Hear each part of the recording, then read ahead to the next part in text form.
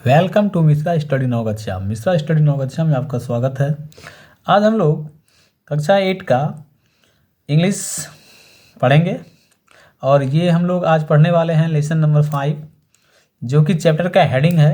आप देख रहे हैं यहाँ पर 1 2 3, यानी 1 2 3। इसका मतलब तो यही हुआ।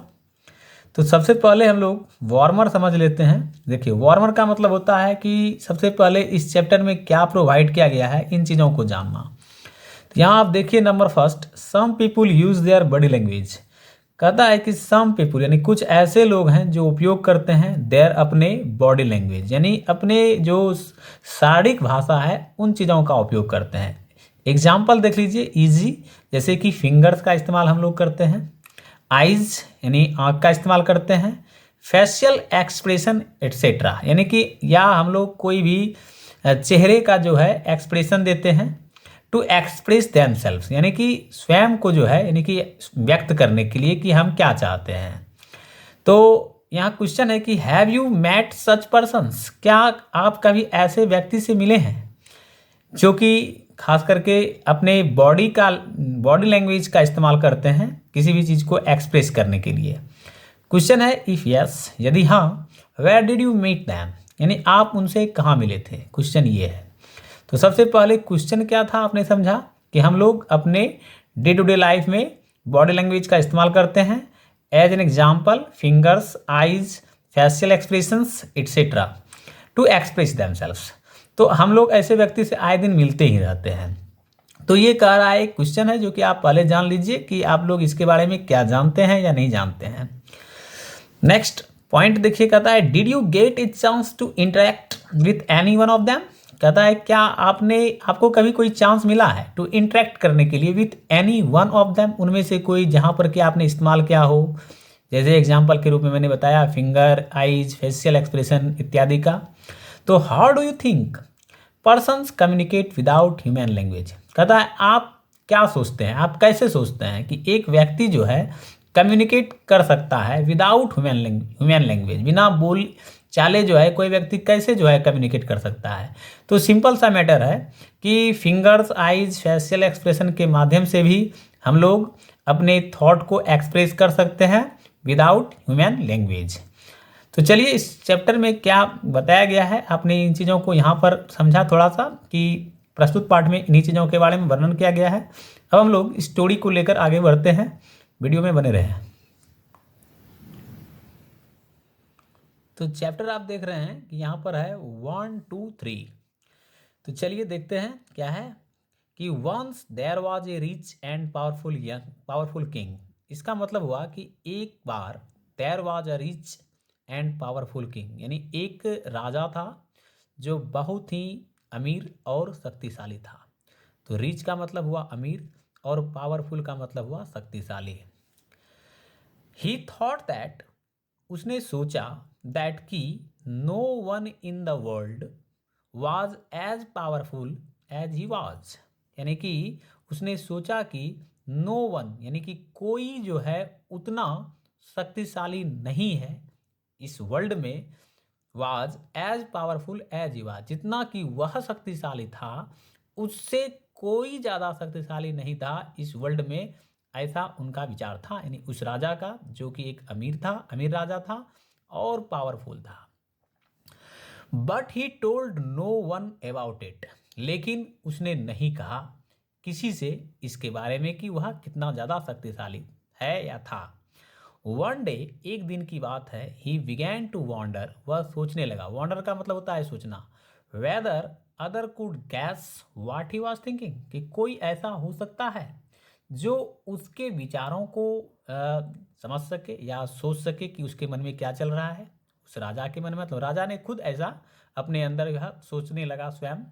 सो he called all his officers and servants, इसलिए उसने जो है कॉल्ड मतलब बुलाया, ऑल हिज ऑफिसर्स अपने सारे ऑफिसरों को, एंड सर्वेंट्स और नौकरों को, एंड आस्क्ड देम और उनसे कहा, टू टेल हिम कि कहने के लिए, क्या कहने के लिए कि what thought was in his heart, यानी उसके दिमाग में यानी उसके दिल में किस तरह का विचार उपज रहा है, उस चीज़ को बताने के लिए राजा ने अपने सारे ऑफिसरों को या नौकरों को कहा बुला करके।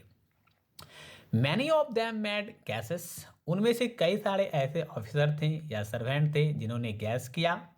But no one could satisfy the king with his answer, लेकिन उनमें से किसी ने भी जो है राजा के उत्तरों का सही जो है जवाब नहीं दिया और राजा को ना तो वह संतुष्ट ही कर सका। यही कहने का सेंस है यहाँ। आगे देखिए क्या कह रहा है next paragraph. Then the king ordered his minister to find someone who could guess his thought, तब जो है राजा ने ऑर्डर किया यानी आज्ञा दिया अपने मिनिस्टरों को, अपने मंत्रियों को कि टू फाइंड समवन, कि ऐसे व्यक्ति का पता लगाए, हु कुड, जो कि गैस कर सके, हिज थॉट, उसके विचारों को, यानी उसके अंदर में क्या विचार चल रहा है उस विचारों को जो समझ सके या अनुमान लगा सके, ऐसे व्यक्ति का पता लगाने के लिए राजा ने अपने मिनिस्टर को ऑर्डर दिया। He gave the minister exactly a month's time to find that person, यानी कि राजा ने जो है अपने मिनिस्टर को 1 महीने का समय दिया, एग्जैक्टली वास्तव में 1 महीने का समय दिया कि ऐसे व्यक्ति का पता लगाने के लिए जो राजा के अनुमानों का ठीक ठीक जो है पता लगा सके कि राजा के का अनुमान क्या है। द मिनिस्टर सर्च्ड एवरीवेयर, यानी जो मिनिस्टर था यानी राजा के यहाँ पर जो मंत्रीगण थे उन्होंने ढूंढा एवरीवेयर, हर जगह, but he could not find anyone, लेकिन वह जो है किसी को नहीं जो है पता लगा सका, यानी कोई ऐसे व्यक्ति का जो कि राजा के अनुमानों को ठीक ठीक बता सके वह नहीं ढूंढ सका। Who could gas the thoughts in the Kings mind, यानी कि राजा के मस्तिष्क में क्या विचार उपज रहा है या उसका सही क्या विचार है, ऐसे व्यक्ति का पता लगाने में जो मिनिस्टरगण थे वे असमर्थ रहे। As the month was coming to a close, जब मंथ निकट आ रहा था, the ministers became quite desperate, यानी कि जो मिनिस्टर उनका था राजा का वह थोड़ा निराश हो गया। But his daughter cheered him up by saying that she would find the right man for the job, लेकिन उसका जो एक मतलब डॉटर थी उसने उसको ढांढस दिया, उन्हें ढांढस दिया अपने मतलब जो है पिता को, यानी जो मिनिस्टर थे राजा के दरबार में, यह कहते हुए कि that she would find the right man for the job, यानी कि वह जो है ढूंढ लेगी ऐसे व्यक्ति को जो राजा के अनुमानों को समझ सके या पता लगा सके। All rights let see what you can do said the minister, यानी कि ठीक है लेट सी, चलो देखते हैं, what you can do said the minister, यानी कि जो मिनिस्टर था उन्होंने अपनी पुत्री को कहा कि चलो ठीक है देखते हैं कि कौन सा ऐसा व्यक्ति है जिसको तुम ला सकती हो, ऐसा मिनिस्टर ने अपने पुत्री को जवाब दिया। तो यहाँ तक आशा करते हैं समझे होंगे आप। आगे बढ़ते हैं। अब आगे देखिए क्या दिया है कि when the appointed day arrived, यानी कि जब जो है मंत्री को हाजिर करना था ऐसे व्यक्तियों को राजा के सामने, the minister's daughter brought him a fool, तो मिनिस्टर की जो पुत्री थी उन्होंने अपने एक मूर्ख व्यक्ति को अपने घर लाया। The man was a shepherd in their farm, यानी कि वह जो व्यक्ति था जिसको कि उसकी पुत्री ने पकड़ के लाया था अपने घर, वह एक गरीरिया मतलब गरीरिये का लड़का था। सेफर्ड, सेफर्ड का मतलब होता है यानी कि जो भैंस वगैरह सब चलाने वाला होता है ना, उसी को कहा जाता है सेफर्ड। इन देयर फार्म, जो अपने फार्म में खेती उती करता है ना, उसी को कहते हैं। The young women asked her father to take the shepherd to the king, अब जो वह यंग वुमेन थी यानी कि जो उसकी पुत्री थी उन्होंने अपने फादर से कहा कि to take the shepherd to the king, इस सेफर्ड को राजा के पास ले जाएं। The minister was shocked at his daughter choice, जो मिनिस्टर था वह जो है उसको सदमा लगा, धक्का लगा, एट हिज डॉटर चॉइस, यानी उसकी जो पुत्री थी उसके चॉइस पर जो मिनिस्टर थे उनको थोड़ा धक्का भी लगा। But since he trusted his daughter, लेकिन शीघ्र ही जो है उसने अपनी जो उसकी पुत्री थी उस पर विश्वास उन्होंने किया, यानी मिनिस्टर ने। He took the shepherd to the king's court, यानी कि उसने क्या किया, उस सेफर्ड को कहाँ ले गया, राजा के दरबार में। The court had already assembled, यानी सभा लग चुकी थी पहले से ही। The minister presented the shepherd to the king, और वह जो मिनिस्टर था उसने जो है उपस्थित किया द सेफर्ड, यानी कि उस गरीरिये को, यानी भेड़ चराने वाले को, टू द किंग, किंग के सामने, यानी राजा के सामने में। When the shepherd lifted his eyes to look at the king, जब सेफर्ड ने उठाया अपनी आंखें to look at the king, राजा को देखने के लिए, the king held up one finger, राजा ने एक उंगली उठाया। एट दिस, उसी वक्त, the shepherd held two fingers, यानी कि राजा जब उसी वक्त जो है शेफर्ड ने दूसरा फिंगर को उठाया। Then the king held up 3 fingers, जब राजा ने तीसरे फिंगर को उठाया। But at this the fool shock, उस समय उस मूर्ख को सदमा लगा। His head violently and try to run away, उसने जो है अपना हेड जो है गुस्से से जो है हिलाया। एंड ट्राइड, और कोशिश किया, टू रन अवे, वहाँ से भाग जाना। अब आगे देखिए, the minister could not understand what happened, जो मिनिस्टर था वह समझ ही नहीं पा रहा था कि आखिर हुआ क्या। He begged the king to explain things to him, यानी उन्होंने जो है राजा से याचना किया उस चीज़ों को बताने के लिए जो घटना घटी वहाँ पर।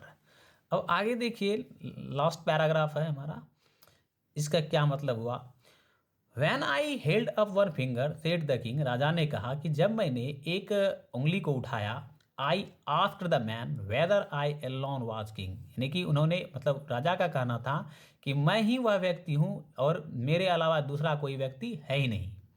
By holding up 2 fingers, 2 finger को उठाते हुए, ही रिमाइंडेड मी, यानी कि राजा ने कहा कि जो गड़ेरिया था, जो शेफर्ड था, उसने 2 फिंगर को उठाया था। इसका मतलब हुआ कि ही रिमाइंडेड मी, यानी उसने मुझे याद दिलाया that there is also God, भगवान भी है आपसे ऊपर। Who is at least as powerful as I am, यानी उसका कहना था कि वह उतना ही शक्तिशाली है जितना कि आप, जितना कि मैं, राजा खुद एक्सप्लेन कर रहे हैं।